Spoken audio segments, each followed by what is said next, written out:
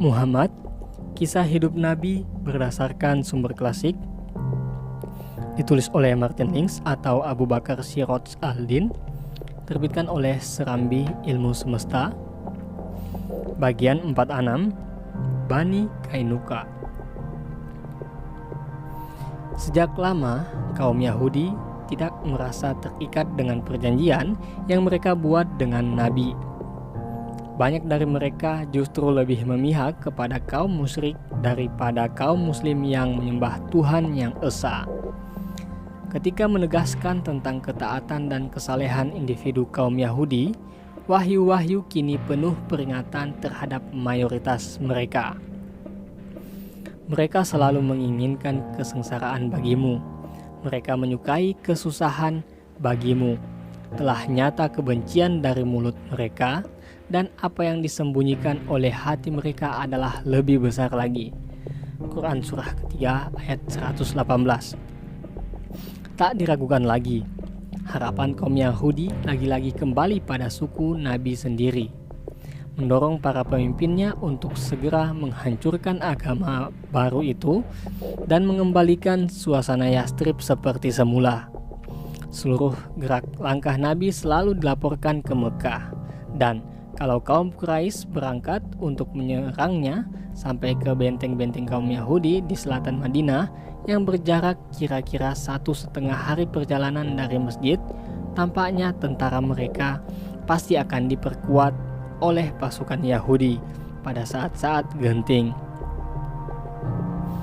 Jika kamu memperoleh kebaikan, niscaya mereka bersedih hati. Tetapi jika kamu mendapat bencana, mereka bergembira karenanya. Quran Surah 3 ayat 120. Hal ini benar-benar tampak pada reaksi kaum Yahudi atas kemenangan kaum Muslim di Perang Badar. Ketika kabar kemenangan itu datang, suku Kainuka, Nadir, dan Quraisyah tidak dapat menyembunyikan kecemasan mereka, khususnya yang sangat mencolok pada kasus Ka'ab anak Asyraf.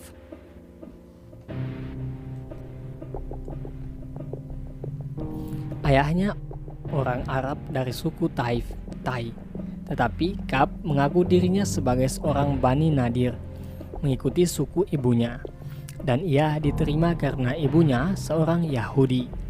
Ia memang menjadi suku yang terkemuka karena kekayaan dan kepemimpinannya, dan juga karena bakatnya sebagai penyair yang terkenal. Ketika ia mendengar kabar yang dibawa Zaid dan Abdullah dengan menyebutkan nama-nama pemimpin Quraisy yang terbunuh, ia berseru, "Demi Tuhan, jika benar Muhammad telah membunuh orang-orang itu, berarti isi bumi jauh lebih baik ketimbang yang ada di luarnya."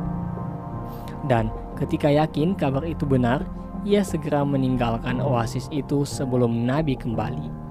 Ia pergi ke Mekah untuk turut berduka cita atas kematian Abu Jahal, Utbah, Saibah, dan orang Quraisy lain yang terbunuh.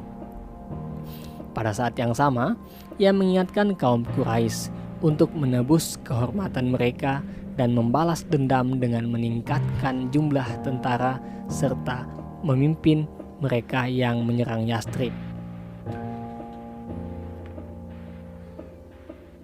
Ulangi,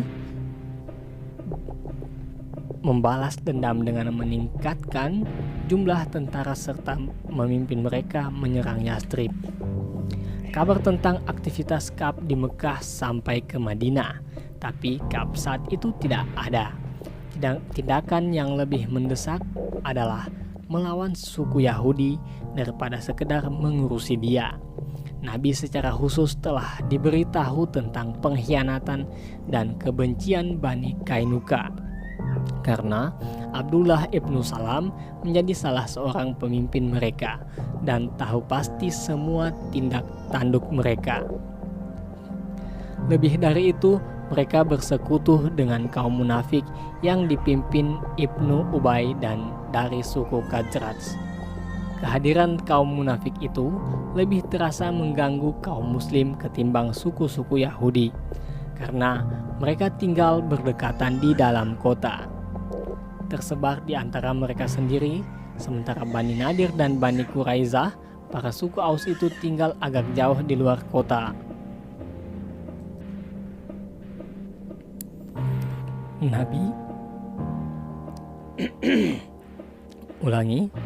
Nabi baru saja menerima perintah, dan jika kamu mengetahui pengkhianatan dari suatu kaum, maka kembalikanlah perjanjian itu kepada mereka dengan cara yang jujur. Sesungguhnya Allah tidak menyukai orang-orang yang berkhianat. Quran Surah 8 ayat ke-58. Wahyu lain mengatakan, jika mereka condong kepada perdamaian, maka condonglah kepadanya dan bertakwalah kepada Allah. Sesungguhnya Dialah yang Maha Mengetahui lagi Maha Mendengar. Quran Surah ke-8 ayat 61. Kemudian beliau tidak ingin melakukan tindakan-tindakan mendesak jika masalah dapat diselesaikan dengan cara yang baik. Pada hari pertama kepulangan Nabi dari Badar, beliau menemui Bani Qainuqa di pasar mereka di sebelah selatan Madinah, berharap agar keajaiban di Badar dapat mengubah hati mereka. Beliau mengingatkan mereka agar tidak mengundang kemurkaan Allah seperti yang terjadi pada kaum Quraisy. "Hai Muhammad," kata mereka, "janganlah engkau menepuk dada atas kemenanganmu melawan orang-orang yang tidak berpengalaman berperang, sehingga mereka dapat kau kalahkan. Tapi demi Tuhan, jika kami berperang melawanmu, maka engkau akan tahu kami lebih pantas untuk memenanginya." Nabi segera berpaling dan meninggalkan mereka, serta mereka merasa telah berhasil membuat Nabi gentar. Beberapa hari kemudian, di tempat yang sama, terjadi insiden yang kemudian membawa pada puncak ketegangannya. Seorang wanita muslimah yang bermaksud menjual atau menukar barangnya dengan keperluan sehari-hari dihina oleh pria Yahudi penjual emas. Seorang Ansar yang kebetulan ada di tempat itu segera membelanya. Mereka pun berkelahi hingga pria muslim itu terbunuh. Keluarganya kemudian menuntut balas dendam dan meminta kaum Ansar untuk melawan orang Qainuqa itu. Namun darah kedua belah pihak telah tumpah. Keadilan sebenarnya dapat ditegakkan dengan mudah dan persoalan itu dapat diselesaikan secara proporsional jika kaum Yahudi meminta Nabi sebagai juru damai sesuai dengan perjanjian. Tetapi mereka menolaknya dan malah menganggap peristiwa itu sebagai kesempatan untuk memberi pelajaran kepada mereka yang turut campur. Mereka meminta bala bantuan sekutu mereka dari Khazraj, Ibnu Ubay, dan Ubadah Ibnu Samit. Sementara mereka sendiri menarik diri dalam kejadian itu. Seperti yang dikira, menuju benteng mereka yang sangat kuat, dengan perbekalan dan peralatan yang sangat lengkap. Mereka dapat mengumpulkan 700 tentara, 2 kali lipat jumlah tentara muslim yang berperang di Badar.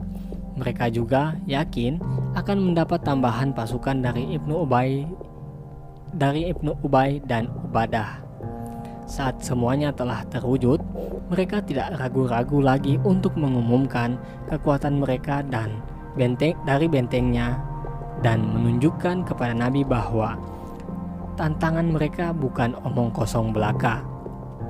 Namun, pada kenyataannya ancaman-ancaman itu merupakan kesalahan bagi mereka sendiri.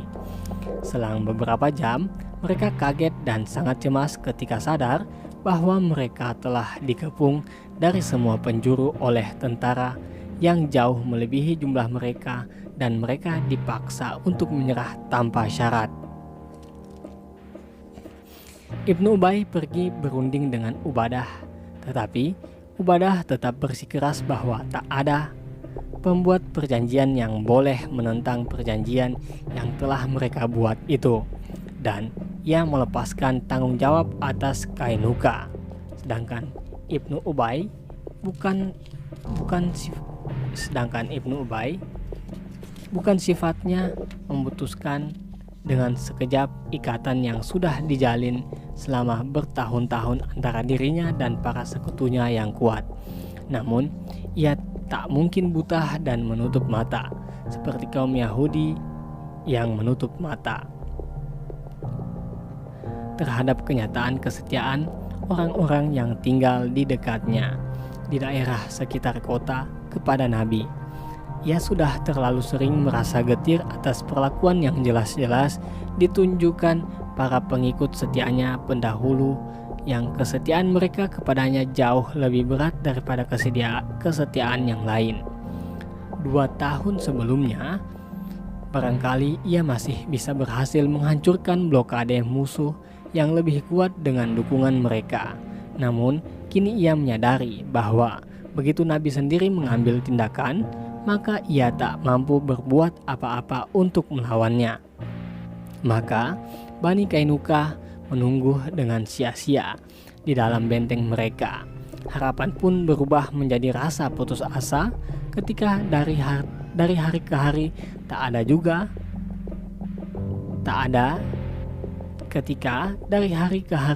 juga ada tanda-tanda akan datangnya bantuan. Karena sudah 2 minggu mereka bertahan, akhirnya mereka menyerah tanpa syarat. Ibnu Ubay datang ke perkemahan, mendekati Nabi dan berkata, "Hai Muhammad, perlakukan sekutu-sekutuku dengan baik." Nabi menolak, dan ketika ia memohon sekali lagi, Nabi segera berpaling serta meninggalkannya. Namun, tiba-tiba Ibnu Ubay mencengkram tangan Nabi. Wajah Nabi merah karena marah. "Lepaskan peganganmu," kata Nabi. "Demi Tuhan, takkan kulepaskan sampai engkau berjanji akan memperlakukan mereka dengan baik." 400 orang tanpa baju besi, 300 orang berbaju besi. Mereka telah melindungiku dari orang merah dan hitam. "Akankah kau musnahkan mereka di suatu pagi?" tanya Ibnu Ubay. "Aku menjamin hidup mereka," kata Nabi.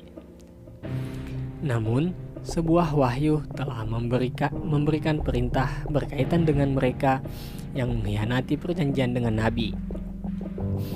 Jika kamu menemui mereka dalam peperangan, maka cerai-beraikan orang-orang yang ada di belakang mereka dengan menumpas mereka, supaya mereka mengambil pelajaran. Quran Surah 8 ayat 57. Telah diputuskan bahwa Bani Kainuka harus menyerahkan semua harta benda mereka dan harus diasingkan. Ia menyuruh Ubadah untuk mengantar mereka keluar dari oasis itu.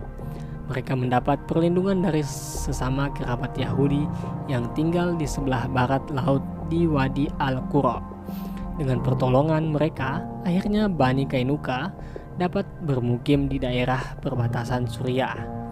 Mereka adalah para tukang besi, sehingga kaum Ansar dan kaum Muhajirin mendapatkan banyak peralatan perang dan baju besi yang dibagikan kepada mereka setelah Nabi mengambil dengan 1/5 untuk dirinya dan kepentingan negara teokrasinya.